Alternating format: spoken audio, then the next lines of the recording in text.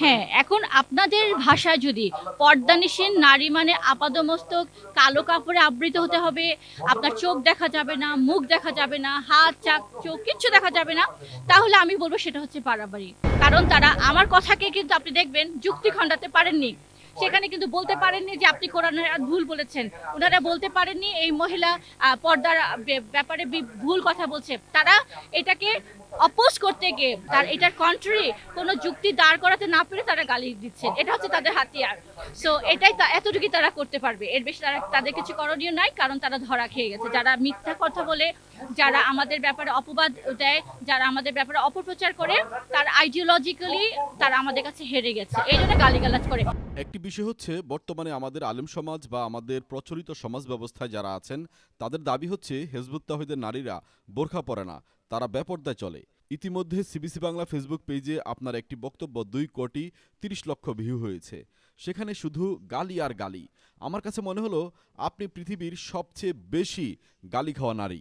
এ বিষয়ে আপনার বক্তব্য কি?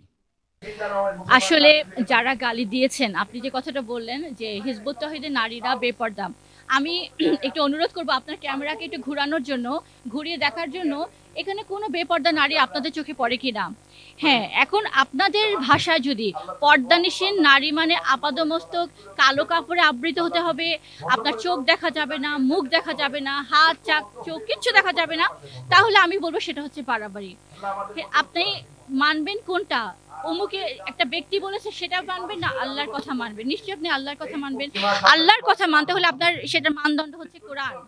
সে কোরআনে আল্লাহ পর্দার ব্যাপারে কি বলেছেন? প্রথমে বলেছেন পুরুষদেরকে তোমরা তোমাদের লজ্জাস্থান হেফাজত করো, তোমাদের দৃষ্টিকে সংযত করো। দ্বিতীয়ত বলেছেন নারীদেরকে একই কথা বলেছেন তোমরা তোমাদের চাদরে কিয়দাংশ তোমাদের বক্ষের উপর টানিয়ে দাও, একটা বাড়তি কথা বলেছেন। এবং এটাও বলেছেন যে তো যেটা স্বাভাবিক প্রকাশমান, অর্থাৎ চেহারা, হাত, যেটা দিয়ে তোমার কাজ করতে হয়, তোমার চেহারা যেন এইভাবে তুমি ঢাকবে যেন করে তোমাকে চেনা যায়। অর্থাৎ আমি যদি আজকে পুরো প্যাকেটবন্দি হয়ে আসি, আমি কোনো মানে খারাপ নিয়তে আসলাম নাকি আমি কে আপনারা আমাকে চিনতে পারবেন না, এটা আল্লাহর হুকুমের পরিপন্থী বলতে বাড়াবাড়ি। কেউ যদি পর্দাপোশিতা করেন, কেউ যদি আজকে বোরখা পড়তে চান, আমি বোরখার বিরুদ্ধে কথা বলছি না, যদিও বোরখা হচ্ছে একটা আরবীয় পোশাক, সেটা যদি কেউ ধারণ করতে চান সে করবেন, সেটা তার পরহেজগারির ব্যাপার, সেটাতে কোনো সমস্যা নাই। কিন্তু বোরখার নাম করে আপনি, পর্দার নাম করে বোরখাকে চাপিয়ে দিয়ে আপনি আপাদ মস্তক তাকে প্যাকেটবন্দি করবেন, সেটা হচ্ছে বাড়াবাড়ি। এবং সমস্ত অন্যায়ের বিরুদ্ধে, বাড়াবাড়ির বিরুদ্ধে হিজবুত তাওহীদ কথা বলছে।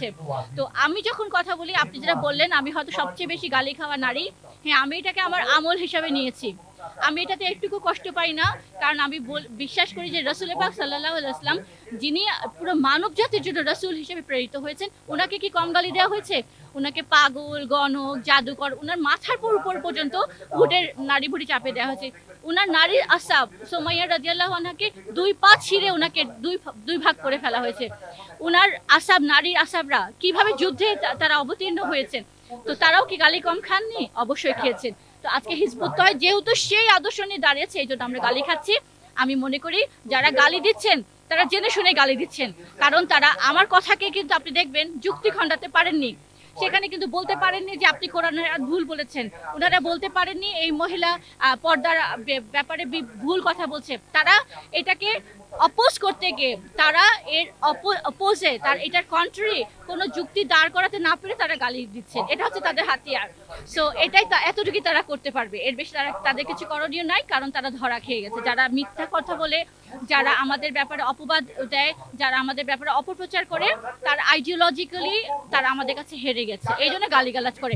আমাদের মাননীয় ইমাম, উনি মানব জাতিকে ঐক্যবদ্ধ করার জন্য কি পরিমাণ কষ্ট করছেন। উনাকে কি কম গালি দেওয়া হচ্ছে? উনাকে কি হুমকি কম দেওয়া হচ্ছে? উনাকে কি মানে অশ্লীল অশ্রাব্য ভাষায় বাজে বাজে কথা কম বলা হচ্ছে? বিভিন্নভাবে ওনাকে অশ্লীল কাজের সাথে সম্পৃক্ত করার চেষ্টা করছে, কিন্তু প্রত্যেকটাই বুমেরাং হয়েছে। যারা করেছে তারা দেখেছে তাদের এই মিথ্যা কথাগুলো মানুষের কাছে ফাঁস হয়ে গেছে। তো আসলে সত্য এমনই, সত্যকে কখনো মিথ্যা দিয়ে চাপা দিয়ে রাখা যায় না। এটা যখন উদ্ভাসিত হয়, এটা মানুষের কাছে গেলে মানুষ বলবে এটাই তো সত্যি, এটাই তো প্র্যাকটিক্যাল, এটাই তো সহজ, এটাই তো সাবলীল, এটাই তো আমি করব। তখন আর ওই বাড়াবাড়ির দিকে মানুষ যায় না।